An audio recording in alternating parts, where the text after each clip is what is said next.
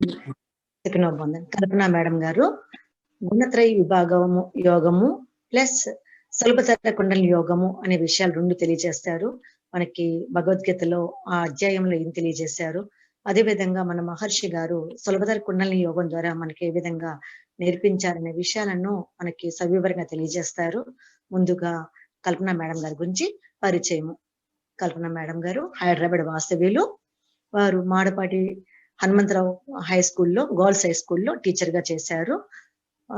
Vice principal గా కూడా చేసి సేవలు అందిస్తూ రిటైర్ అయ్యారు. వారు మా హైదరాబాద్ లో ఎంతో మందికి స్కై సిస్టమ్ అని నేర్పిస్తూ వస్తున్నారు. అలాగే ఆల్ ఇయర్ మాస్టర్ కోర్స్ కి తీసుకొస్తూ ఏపీటీలు కూడా తయారు చేస్తున్నారు. ఈ విధంగా స్కై సిస్టమ్ కి వినలేని సేవలు చేస్తున్నారు. సెకండ్ భవంతు. ఇప్పుడు మనకి గుణత్రయ విభాగ యోగము సులభతర కుండలి యోగం అనే సబ్జెక్ట్ మనకు తెలియజేస్తారు. ఓవర్ టు కల్పన మేడం గారు. ధన్యవాదాలు వనజ మేడం గారు. నాకు ఈ అవకాశాన్ని ఇచ్చినటువంటి ఏపీ కోఆర్డినేటర్ సీనియర్ అరుణ్నిధి కోట అరుణ్ బాబు గారికి, వనజ మేడం గారికి, ఐటీ టీం వారికి, ఈరోజు సత్సంగంలో పాల్గొన్న గురు బంధువులందరికీ హృదయపూర్వక ధన్యవాదాలు తెలుసుకుంటూ, భగవద్గీత గురించి నాకు తెలిసిన ఏ కొంచెం అణుమాత్రము జ్ఞానాన్ని సులభతర కుండలిని యోగం ద్వారా సరిపోల్చి చూసుకుంటూ మీ ముందుంచే ప్రయత్నం చేస్తాను.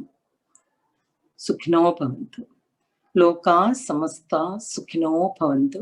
సర్వే జనా సుఖినో భవంతు. గురువు వర్తిల్లును గాక, గురువే తోడు. గుణత్రయ విభాగ యోగము సులభతర కుండలిని యోగము. తత్వ విచారానికి మూలము త్రిగుణ ప్రసంగం. జీవుని నిజ స్వరూపాన్ని గుర్తించడానికి ఈ గుణత్రయ విభాగాన్ని శ్రీకృష్ణ పరమాత్మ తెలియచేశాడు. గుణత్రయం అంటే సత్వ రజస్ తమస్సులనే 3 గుణాలు. వాటి స్వభావాలలో జీవుని బంధిస్తున్నాయి. ఈ గుణాలు అధికంగా ఉన్నప్పుడు జీవుని లక్షణాలు ఏ విధంగా ఉంటాయో, అతనికి ఎలాంటి ఫలితాలు కలుగుతాయో తెలుసుకుంటాం. త్రిగుణాతీతుడైన జీవన్ముక్తుడు ఏ విధంగా ఉంటాడో తెలుసుకోవాల్సిన అవసరం ఆధ్యాత్మిక మార్గంలో ప్రయాణించే సాధకులమైన మనందరికీ ఉన్నది. ప్రకృతి వలన కలిగే సత్వరజస్తమో గుణాలే జీవుని ఉచ్చ నీచ జన్మలకు కారణం. మరి మనం ఉత్తమ జన్మలను పొందాలన్నా, జన్మలే లేని మోక్ష సిద్ధిని పొందాలన్నా, పరమాత్మకు సంబంధించిన ఉత్తమోత్తమ జ్ఞానాన్ని పొందాలని మొదటి శ్లోకంలోనే పరమాత్మ వివరించాడు. పరం భూయ ప్రవక్ష్యామి జ్ఞానాం జ్ఞానముత్తమం జ్ఞానానాం జ్ఞానముత్తమం యజ్ఞాత్వా మనయ సర్వే పరాం సిద్ధిమితో గతాః. ప్రపంచంలో అనేకమైన లౌకిక జ్ఞానములు, శిల్ప జ్ఞానము, గణిత జ్ఞానము, భౌతిక జ్ఞానము, సంగీత జ్ఞానము, ఆయుర్వేద జ్ఞానము మొదలైన ఉన్నప్పటికీ పరం అనే పదము ద్వారా ఆధ్యాత్మిక జ్ఞానమే శ్రేష్టమైనదని, దీనిని తెలుసుకుని పూర్వకాలంలో మునులందరూ బంధ విముక్తులైనారని పరమాత్మ తెలియచేస్తున్నాడు. మననశీలురైన మునులు తత్వమును బాగా మననం చేసి ధరించారు. కానీ కేవలం జ్ఞానోపన్యాసములతో ఎవరూ తరించరు.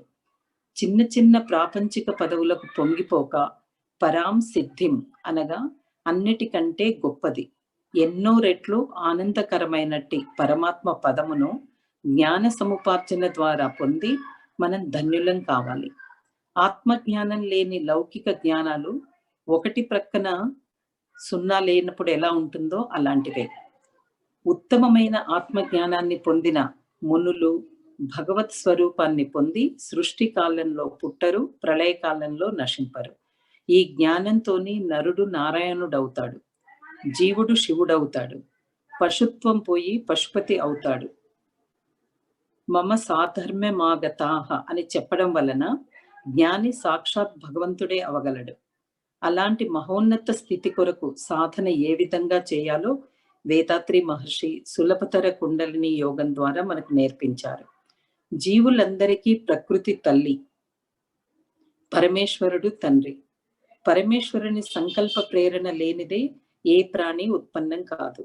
ఎంత అల్ప ప్రాణికైనా పరమాత్మే మూలం కాబట్టి ఏ ప్రాణిని చూసినా భగవద్భావం కలిగి జీవకారుణ్యముతో ఎప్పుడూ అపకారం తలపెట్టక సాధ్యమైనంత వరకు తగిన సహాయం చేయాలనే 2 కర్తవ్యాలను ప్రతిరోజు ధ్యానానంతరం తలుచుకుని మన జీవన మార్గంలో ఉండే విధంగా సులభతర కుండలిని యోగం సాధకులను తీర్చిదిద్దుతుంది. ప్రకృతి అనగా ప్రకర్షేణ కృతి అనగా పరమాత్మ చేత విశిష్టంగా చేయబడినదని అర్థం. ప్రకృతి పరమాత్మ యొక్క మాయ. ఈ ప్రకృతి వలననే సత్వరజస్తమో గుణాలు కలుగుచున్నవి. ఈ 3 గుణాలు చాలా బలమైనవి. ఇవి నాశరహితమైన దేహిని అనగా ఆత్మను దహింపబడే స్వభావం గల దేహం నందు బంధించుచున్నవి. జీవుడు పరమాత్మను చేరాలంటే ఈ త్రిగుణాలను దాటాలి. నిశ్చల నిర్గుణ పరబ్రహ్మమునకు ఏ గుణాలుండవు కనుక మనలో ఏ గుణం ఏ స్థాయిలో ఉందో మహర్షి నేర్పించిన ఆత్మ పరిశీలన ద్వారా గుర్తించి ప్రణాళికాబద్ధంగా వాటిని అధిగమిస్తేనే పరమాత్మ స్థితిని పొందగలుగుతాము. పరమాత్మ అనే దీపం మసిబారిన చిమ్నీ నుండి ఏమాత్రం తన స్వచ్ఛమైన కాంతిని ప్రసరింపచేయలేదు. తెల్లటి స్వచ్ఛమైన చిమ్నీ నుండి కాంతిని చక్కగా ప్రసరింపజేస్తుంది. దీపంలో దోషమేమీ లేకపోయినా దాని ఆవరణ తమస్సుతో మసిబారితే ప్రకాశాన్నివ్వదు. సత్వగుణంతో స్వచ్ఛంగా ఉన్నప్పుడు ప్రకాశాన్నిచ్చినా అది కూడా ఒక ఆవరణగా అడ్డుగానే ఉంటుంది. సుఖాసక్తి చేత జ్ఞానాసక్తి చేత జీవుడిని సత్వగుణం కూడా బంధిస్తుంది. సత్వగుణం అద్దం వలె ప్రకాశవంతంగా ఉన్నప్పటికీ అహంకారానికి అభిమానానికి దారి తీస్తే బంధానికి కారణమవుతుంది. నేను జ్ఞానిని, నేను భక్తుణ్ణి, నేను గొప్ప సాధకుడిని అనే అహంభావంతో జీవుని బంధిస్తుంది. సత్వగుణపు బంగారు సంకెళ్ళైనా తమోగుణపు ఇనుప సంకెళ్ళైనా బంధించేవైనప్పుడు సంకెళ్ళు సంకెళ్ళే కదా. అందుకే పరమాత్మ తత్ర సత్వం నిర్మలత్వాత్ ప్రకాశక మనామయం సుఖ సంగేన బధ్నాతి జ్ఞాన సంగేన చానగా అని ఈ శ్లోకం ద్వారా సత్వగుణ స్వభావాన్ని వివరించాడు. రజో రాగాత్మకం విత్తి తృష్ణా సంగ సముద్భవం తన్నిబధ్నాతి కౌంతేయ కర్మ సంగేన దేహినం. రజోగుణం రాగాత్మకమైనది. విషయ వస్తువులను చూచినా వినినా స్మరించినా అంతఃకరణంలో కలిగే స్నేహవృత్తే రాగం. తృష్ణ అనగా కోరికను ఆసక్తిని కలగచేస్తుంది. కర్మ సంబంధం చేత జీవుని గట్టిగా బంధించి వేస్తుంది. చూసినదంతా కావాలి, విన్నదంతా కావాలి, లేనివన్నీ కావాలి, ఉన్నవన్నీ కాపాడుకోవాలి. ఇలాంటి కోరికలకు అంతే లేదు. అది చేయాలి, ఇది చేయాలి, నేనే చేయకపోతే ఎవరు చేస్తారు, నేను కాబట్టే చేస్తున్నాను, ఎవరి వల్ల ఇది సాధ్యం కాదు అనుకుంటాం. అర్థం కావాలి, అధికారం కావాలి, కీర్తి కావాలి, ప్రతిష్ట కావాలి, ఓట్లు కావాలి, సీట్లు కావాలి. ఆరాటం అంతా ఇంతా కాదు. ప్రగల్భాలు చెప్పుకునే మనస్తత్వం అంతా కూడా రజోగుణానిదే. తన ప్లానుకు ఎదురు దెబ్బ తగిలితే తాత్కాలిక వైరాగ్యం. తనకు లభించని వస్తువును గురించిన కోరికే తృష్ణ. లభించిన దాని మీద మితిమీరిన అభిమానమే సంగం. ఈ తృష్ణ సంగములు రెండూ రజోగుణం వల్ల ఏర్పడుతున్నాయి. కోరికలు, ఆసక్తి ఎంత ఎక్కువ ఉంటే పరమాత్మకు మనమంత దూరం అవుతాం. స్వామీజీని ఒక సాధకుడు ఎప్పుడు నాకు ఆత్మ సాక్షాత్కారం కలుగుతుందని అని అడిగినప్పుడు నీకేమేమి కోరికలున్నాయో వ్రాసుకుని రమ్మన్నారట. ఆ వ్యక్తి చాలా పెద్ద లిస్టే తెచ్చివ్వగా అవన్నీ తీర్చుకుంటేనే నీకు ఆత్మ సాక్షాత్కారం కలుగుతుందని స్వామీజీ చెప్పారట. ఆ పట్టికలో తీర్చుకోగలిగేవి ఉంటే తీర్చుకోగలగడమో, కానీ తీరని గొంతెమ్మ కోరికలుంటే వాటిని తీర్చుకోవడం అసాధ్యమవుతుంది. ఇలాంటి పరిస్థితి మనలో ప్రతి ఒక్కరికి ఏదో ఒక సమయంలో ఎదురవుతుంది. కానీ మహర్షి దయ వలన కోరికలను నీతివంతం చేసుకోవడాన్ని తెలుసుకున్న మనం ఎరుకతో కోరికలను పెరగనీయటం లేదు. ఏ కొన్ని కోరికలున్నా వాటి అవసరం ఎంత, అవి లేకుండా జీవించలేమా, వాటిని నెరవేర్చుకోగలిగే శారీరక మానసిక ఆర్థిక సామర్థ్యం ఉన్నదా, ఒకవేళ నెరవేర్చుకున్నా తగిన ఫలితాన్ని అనుభవించగలమా, ఆ ఫలితం వలన ఎవరికీ హాని కలగకుండా ఉంటుందా అనే వివిధ రకాల ప్రశ్నలు కుండలిని యోగ సాధకుల మస్తిష్కంలో సందడి చేయక మానవు. ఆ విధంగా ఆత్మ పరిశీలన ద్వారా కోరికలను నీతివంతం చేసుకుని కనీస అవసరాలకే పరిమితం చేసుకుని ఆడంబరాల జోలికి పోకుండా ఉంటే రజోగుణ ప్రభావం నుండి బయటపడి సాధనకు కావలసినంత సమయాన్ని కేటాయించుకోగలుగుతాం. ఇక ఆసక్తి విషయానికి వస్తే వ్యక్తుల మీద ఆసక్తి మన స్వేచ్ఛ స్వాతంత్ర్యాలను హరించి వేస్తుంది. వస్తువుల మీద ఆసక్తి మనశ్శాంతిని దూరం చేస్తుంది. కాబట్టి ధ్యానంతో ఎరుకను పెంచుకుని ఆత్మ పరిశీలనతో తృష్ణను సంఘాన్ని తొలగించుకుంటే రజోగుణాన్ని పారద్రోలడం వేదాద్రియులకు కష్టమేమీ కాదు. కామం దాని పరివారమైన అరిషడ్ వర్గాలన్నీ అంటే కామ క్రోధ మద లోభ మోహ మాత్సర్యాలన్నీ ఈ రజోగుణం వలన కలిగేవే. వాటన్నిటికీ మహర్షి ఆలోచనల విశ్లేషణ నుంచి క్రోధ తటస్థీకరణ, చింతల నిర్మూలన, పాప ప్రక్షాళన లాంటి భిన్న ఆచరణాత్మక సాధనా మార్గాలను మనకు అందజేసి రజోగుణాన్ని వదిలించుకోవడానికి మార్గం సుగమం చేశారు. ఇక 3వ గుణం తమో గుణం. ఇది అజ్ఞానం వలన కలుగుతుంది. తమస్త్వజ్ఞానజం విద్ధి మోహనం సర్వదేహినాం ప్రమాదాలస్య నిద్రాభిస్ తన్నిబధ్నాతి భారత. తమో గుణానికి తల్లి అజ్ఞానం అందరినీ మోహింపజేస్తుంది. మరుపుతో, సోమరితనంతో, నిద్రతో ఈ తమో గుణం జీవుడిని బంధిస్తుంది. మేఘము సూర్యుడిని కప్పివేసేటట్లు సూర్యుని లాంటి ఆత్మను మేఘం అనే తమో గుణం కప్పివేస్తుంది. వివేకవంతులను, ఆత్మజ్ఞానులను తప్ప మిగిలిన వారినందరినీ ఈ తమో గుణం ఆవరిస్తుంది. తీవ్రమైన ప్రయత్నం ఉంటే తప్ప ఈ గుణాన్ని వదిలించుకోలేము.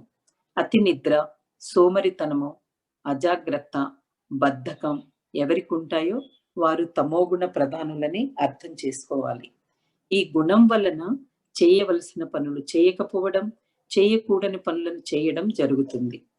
దీనిని ప్రమాదమని అంటారు. ఇదే అన్ని విధాల పతనానికి కారణమని గౌతమ బుద్ధుడు అన్నాడు. మరుపే మరణమని వేదాంతులు అంటారు. అంతా అయోమయంగా ఉండి పరధ్యానములు కలిగి అన్నిటినీ మరిచిపోవడం తామసికుల లక్షణం. రేపుకు రూపం ఉండదు.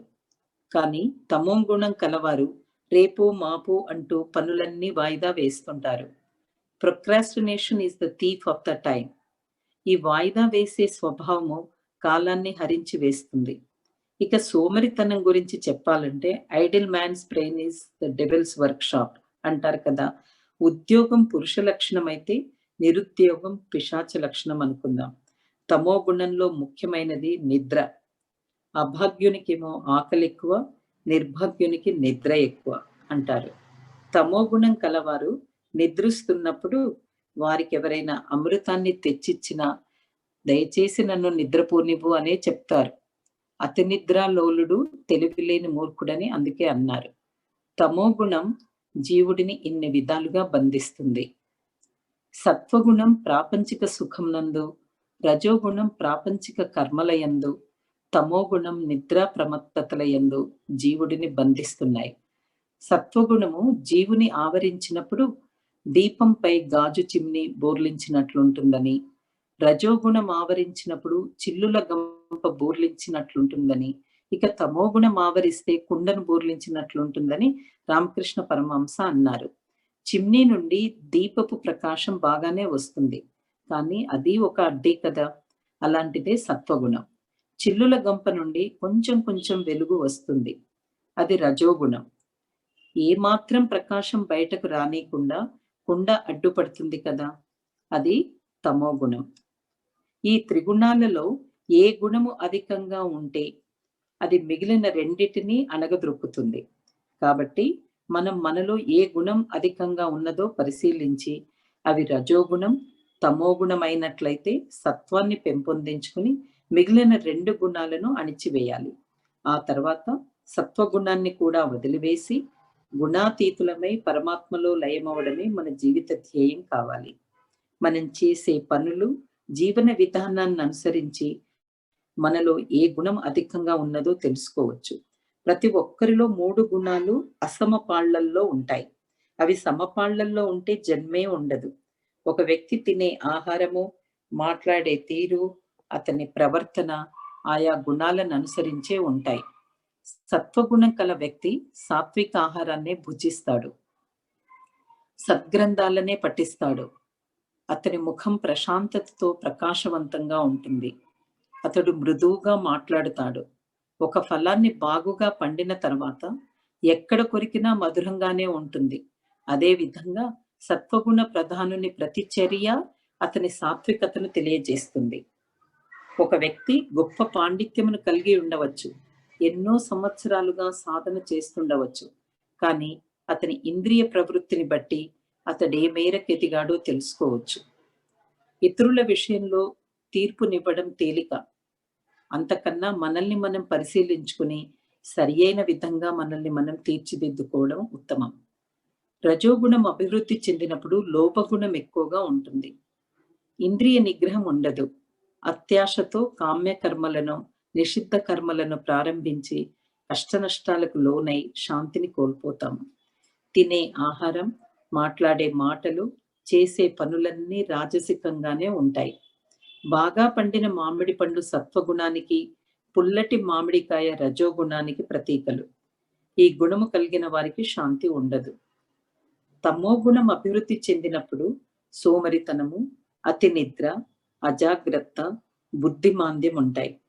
వగరు మామిడికాయతో తమో గుణాన్ని పోల్చుకోవచ్చు. ఏ గుణమున్నా నిరాశ నిస్పృహలకు లోను కాకుండా ఉన్న స్థితి నుండి ఉన్నత స్థితికి కృత నిశ్చయంతో ప్రయత్నిద్దాం. సాధనమున పనులు సమకూరు ధరలోన. చెట్టు మొదట్లో నీరు పోస్తే వగరు పిందె కూడా క్రమంగా పుల్లటి కాయగా, ఆ తర్వాత పక్వానికి వచ్చిన పండుగా మారి ఆ తర్వాత రాలిపోతుంది. అదేవిధంగా తమో గుణం నుండి జీవన్ముక్త స్థితిని పొందాలనుకోవడం అత్యాశ అవుతుంది. అంటే వగరు కాయ, ఆ పిందె డైరెక్ట్ గా మనకి పండు పండదు, అది పుల్లటి కాయ స్థితికి రావాల్సిందే. కాబట్టి తమో గుణం నుండి రజోగుణానికి, రజోగుణం నుండి సత్వగుణానికి, అటుపై సత్వగుణాన్ని వదిలివేసి గుణాతీత స్థితిని ప్రయత్నంతో మనం సాధించుకుందాం. సులభతర కుండలిని యోగంలో మహర్షి తెలియచేయని అంశం ఏదీ లేదంటే అతిశయోక్తి కాదు. ఎలాంటి నియమ నిబంధనలు లేకుండా దరిచేరిన వారినందరినీ అక్కున చేర్చుకుని దీక్షనిచ్చి ధ్యానాలను నేర్పి ఆలోచన విధానాన్ని కఠినంగా కాకుండా ప్రేమగా మార్చివేసి అరిషడ్వర్గాలను అరికట్టే మార్గం చూపి కర్మానుసారంగా వచ్చే వ్యాధులను కూడా దూరం చేసుకునే వ్యాయామాలను నేర్పి మొండి వ్యాధులు, తీరని కష్టాలు ఏవైనా ఉంటే వాటిని ధైర్యంగా ఎదుర్కొని ఉక్కు స్తంభాలుగా నిలబడే మనోస్థైర్యాన్నిచ్చి ఉన్న స్థితి నుండి అంచెలంచెలుగా ఎదిగి పరమాత్మలో లయమయ్యే జీవన పరమావిధిని చేరడానికి కఠిన శిలల లాంటి సామాన్యులకు దివ్య రూపాలనిచ్చిన జ్ఞానశిల్పి, కలియుగ జగద్గురువు, తత్వజ్ఞాని వేదాద్రి మహర్షి. కాయకల్పంతో ఆహార శుద్ధి చేస్తున్నాము. నాకు తెలిసినంత వరకు ఎందరో మాంసాహారులు సులభతర కుండలిని యోగ సాధన చేస్తూ ఎవరి ప్రమేయం లేకుండా వారంతట వారే స్వయంగా శాకాహారులుగా మారినారు. స్వార్థాన్ని తగ్గించుకుని ఎంతో కొంత సామాజిక సేవా లక్ష్యంతో ఉన్నారు. అలాగని గృహస్థులుగా వారి వారి బాధ్యతలను ఏమాత్రం నిర్లక్ష్యం చేయకుండానే ఆధ్యాత్మికంగా ఎంతో ముందుకు దూసుకుపోతున్నారు. పరుల చేత కాకుండా ఎవరికి వారే తమను తాము సంస్కరించుకునే అత్యుత్తమ ఆధ్యాత్మిక మార్గాన్ని సులభతర కుండలిని యోగం ప్రసాదిస్తుంది. మరణ సమయంలో ఏ గుణం అధికంగా ఉంటే దానికి అనుగుణమైన జన్మే ఆ జీవునికి లభిస్తుంది. సత్వగుణం అధికంగా ఉంటే అతడు ఉత్తమ జ్ఞానం గల వారి యొక్క పరిశుద్ధమైన లోకాలనే పొందుతాడు. మరి ఆ సత్వగుణం అధికంగా ఉండాలంటే ఎంతో సాధన కావాలి. పుణ్యకార్యాలు, పరోపకార చింతన సత్వగుణాన్ని పెంచుతాయి. అందుకే మహర్షి 2 కర్తవ్యాలను ప్రతిరోజు స్మరింపచేస్తున్నారు.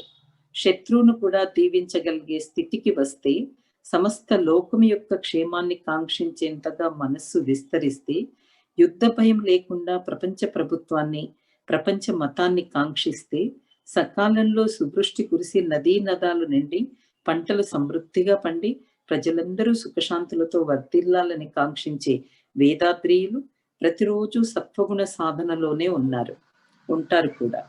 ఇది నిత్య సాధన, నిరంతర సాధన. రజోగుణం అధికంగా ఉన్నప్పుడు మరణించే వ్యక్తి తన సంస్కారాలకు అనుగుణంగా కర్మాసక్తుల యందు జన్మించి బహిర్ముఖ కార్యకలాపాలలో నిమగ్నుడవుతాడు. నాకు తెలిసిన ఒక ఆవిడకు ఏ పని లేకుండా ఉండటం ఎంతో బాధ కలిగించేది. చేతులు నలుపుతూ అటూ ఇటూ కదులుతూ ఎంతో అలజడికి గురవుతుండేది. అలాంటి వాళ్లను కదలకుండా కూర్చుని ధ్యానం చేయమంటే అస్సలు చేయలేరు.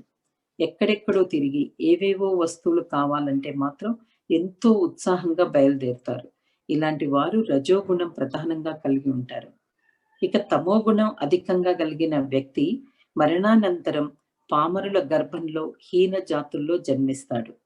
నిప్పులో చేయి పెడితే కాలుతుందని తెలిసిన వారు దాంట్లో చేయి పెట్టనట్లే రజోగుణం తమోగుణ ప్రభావాల గురించి తెలుసుకున్న మనం వాటికి దూరంగా ఉంటూ సత్వగుణాన్ని పెంపొందించే పనులను చేస్తూ దుఃఖాన్ని, అజ్ఞానాన్ని కలిగించే తృష్ణ, కామక్రోధాదుల విషయంలో ఎరుకను పెంపొందించుకుని వాటిని త్యజించే ప్రయత్నం చేద్దాం. సత్సంగము, సద్గ్రంథ పఠనం చేస్తూ శ్రవణ మనన నిధిధ్యాసల ద్వారా జ్ఞానాన్ని పెంపొందించుకుంటే సత్వగుణం వృద్ధి చెందుతుంది. ఇప్పుడు మనమందరం ఆ మార్గంలోనే ఉన్నాం. జీవుడు త్రిగుణాల కన్నా వేరుగా ఉన్నాడు. సమస్త కర్మలకు ఈ త్రిగుణాత్మకమైన మనస్సే కర్తగా ఉండి బంధహేతు అవుతున్నది. జీవుడు లేదా ఆత్మసాక్షిగా నున్నదని అనుభవపూర్వకంగా తెలుసుకోవడమే జ్ఞానము. మద్భావం సోధి గచ్చతి అనగా ఏ జీవుడు కర్మలన్నిటికీ గుణములే కర్త అని, తాను వాటికంటే వేరుగా నున్నానని తెలుసుకుంటాడో అప్పుడే భగవత్ స్వరూపాన్ని పొందుతాడని పరమాత్మ బోధిస్తున్నాడు. 3 గుణాలను దాటితే జన్మ, మృత్యు, జర, దుఃఖాల నుండి విడివడి అమృతత్వాన్ని పొందుతాడు. ఈ 3 గుణాలను దాటిన గుణాతీతుని లక్షణాలేమిటి? అతని ప్రవర్తన ఏ విధంగా ఉంటుందని అర్జునునికే కాక మనకు కూడా ప్రశ్న తలెత్తుతుంది. ఎవరైతే సత్వగుణ సంబంధమగు ప్రకాశము లేదా సుఖమును, రజోగుణ సంబంధమైన కార్యప్రవృత్తిని గాని, తమోగుణ సంబంధమైన నిద్ర సోమరితనాలను ద్వేషింపడో, అవి పోయినట్లయితే వాటిని కోరుకొనడో, తటస్థుని మాదిరిగా గుణముల చేత ప్రభావితుడవడో, అనగా ఎలాంటి పరిస్థితిలోనైనా చెలింపకుండా నిశ్చలంగా ఉంటాడో, సుఖదుఖములందు సమభావమును కలిగి ఉంటాడో, మట్టి బంగారమందు సమభావము కలిగి ఉంటాడో, ధైర్యం కలిగి కర్తృత్వ భావము లేక ఇష్టానిష్టాల యందు సమభావాన్ని కలిగి ఉంటాడో అతడే గుణాతీతుడు. ఈ లక్షణాలని మనం గుర్తు చేసుకోవాలి. పదే పదే గుర్తు చేసుకుంటే వాసనలు నశింపకున్నా సిద్ధ పురుషులమని, గుణాతీతులమని చెప్పుకుంటూ ప్రజలను మోసగించే కపటుల బారిన పడకుండా ఉంటాం. మనం కూడా గుణాతీతుని లక్షణాలు తెలుసుకుని ఉంటే క్రమక్రమంగా వాటిని అలవర్చుకునే ప్రయత్నం చేస్తాం. నిశ్చలంగా ద్వంద్వాలలో సమత్వాన్ని కలిగి ఉండే ప్రయత్నం చేస్తాం. నిశ్చలత్వం అంటే మహర్షి జీవితంలోని ఒక సంఘటన గుర్తుకు వస్తుంది. బొంబాయిలో వేదాత్రి మహర్షి ఆత్మ పరిశీలన తరగతులను నిర్వహిస్తున్నప్పుడు వారికి చిన్న భార్య అయిన లక్ష్మి గారు మరణించారని ఫోన్ వచ్చింది. కానీ ఏమీ చలించకుండా ఆ కార్యక్రమాన్ని పూర్తి చేసి బయలుదేరేటప్పుడు ఈ విధంగా అన్నారట. తాను ఆధ్యాత్మిక ప్రయాణాలు చేస్తూ కుటుంబానికి దూరంగా ఉంటున్నప్పుడు స్వామీజీ 2 భార్యలు ఒకరికొకరు తోడుగా ఎంతో ప్రేమగా ఉండేవారు. ఇప్పుడు ఒకరి మరణం మరొకరికి తోడును కోల్పోయిన బాధను కలిగిస్తుంది. కాబట్టి ఆమెను ఓదార్చాలి అంటూ బయలుదేరి కొంత దూరం వెళ్ళగానే ఏదో గుర్తుకు వచ్చి కారు ఆపించి తన చేతికున్న గడియారాన్ని తీసి సత్సంగంలోని ఒక వ్యక్తి దీనిని బాగుందని ఇష్టపడినాడు, దీనిని అతనికి ఇవ్వండి అని తీసి ఇచ్చినారట. ఆ నిర్మలత్వం, ఆ నిశ్చలత్వం వారి గుణాతీత స్థితికి ఒక మచ్చు తునక.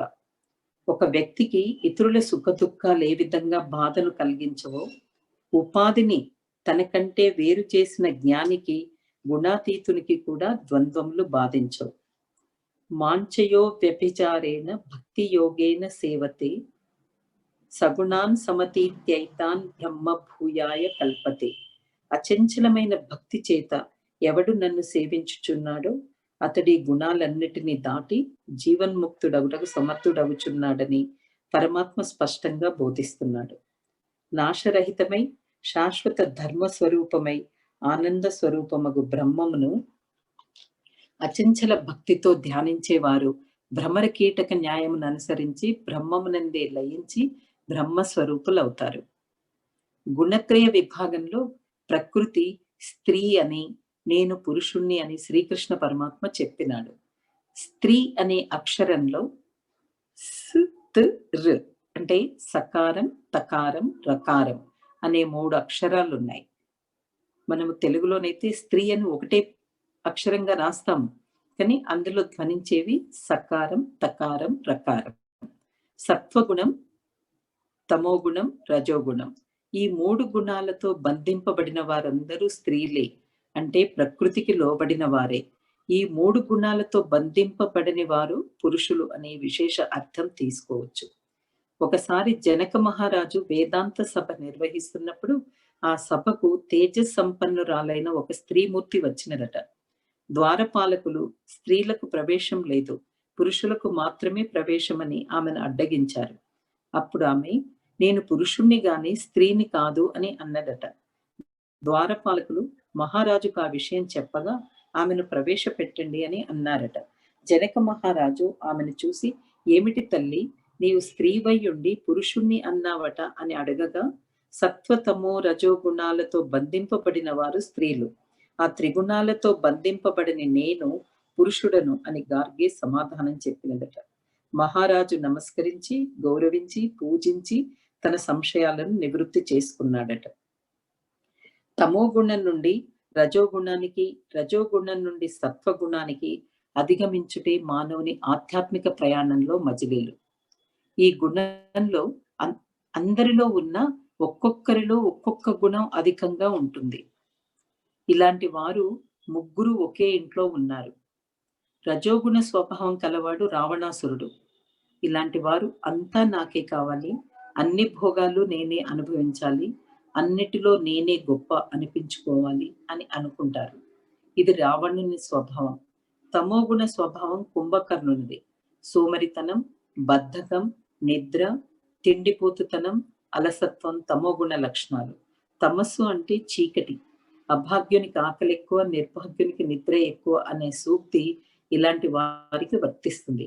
ఇలాంటి వారంతా కుంభకర్ణుని వారసులే. సత్వగుణ స్వభావం కలవాడు విభీషణుడు. ధర్మము, న్యాయము, ఓర్పు, దైవభక్తి, నీతి, క్రమశిక్షణ, దైవోపాసన సత్వగుణ లక్షణాలు. వీరికి కూడా ఒక విధంగా నిరహంకారిననే అహంకారం. నాకేమీ అహంకారం లేదు అని అనుకుంటారు. అలా అనుకోవడం కూడా ఒక విధమైన అహంకారం. నిరభిమానిననే అభిమానం ఉంటాయి. గుణాతీత స్థితిని పొందాలంటే నిర్గుణ నిరాకార సచ్చిదానంద పరబ్రహ్మంలో నిత్య నిరంతర స్థితిని పొంది ఉండటం ఒక్కటే ఉపాయమని శ్రీకృష్ణ పరమాత్మ తెలియజేస్తాడు.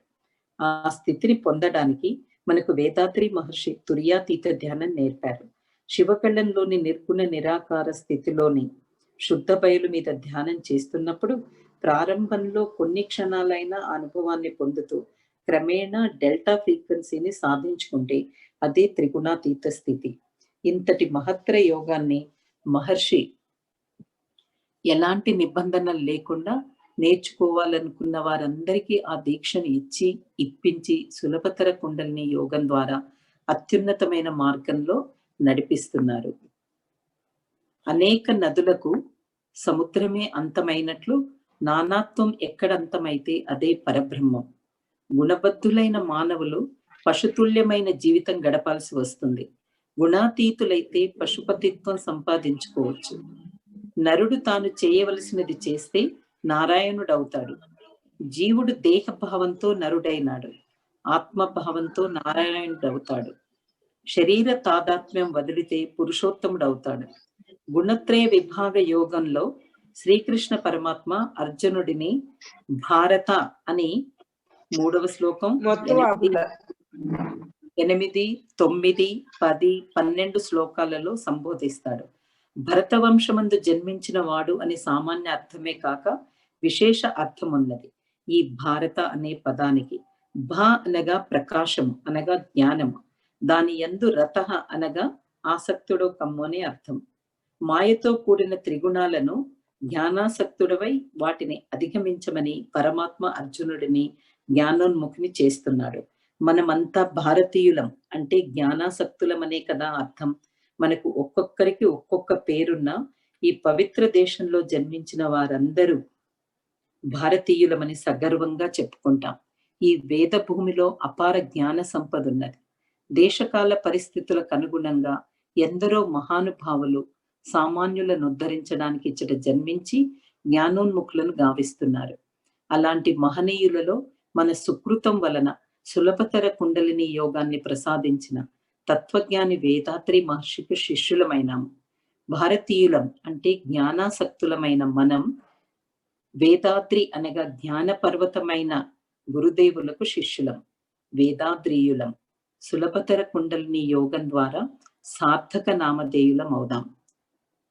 వేదాద్రియం సుఖినో భవంతు, వేదాద్రీయులు సుఖినో భవంతు, లోకా సమస్తా సుఖినో భవంతు, సర్వే జన సుఖినో భవంతు. ఒక చిన్న పద్యం అండి. నరుడు నారాయణుడవ్వాలంటూ, జీవుడు దేవుడిగా మారాలంటూ దివ్య మార్గమును బోధించాడు కృష్ణుడర్జునుని కానాడు. నరుడు నారాయణుడవ్వాలంటూ, జీవుడు దేవుడిగా మారాలంటూ దివ్య మార్గమును బోధించాడు కృష్ణుడర్జునుని కానాడు. పరమగమ్యము చేరాలంటే ప్రకృతి మాయను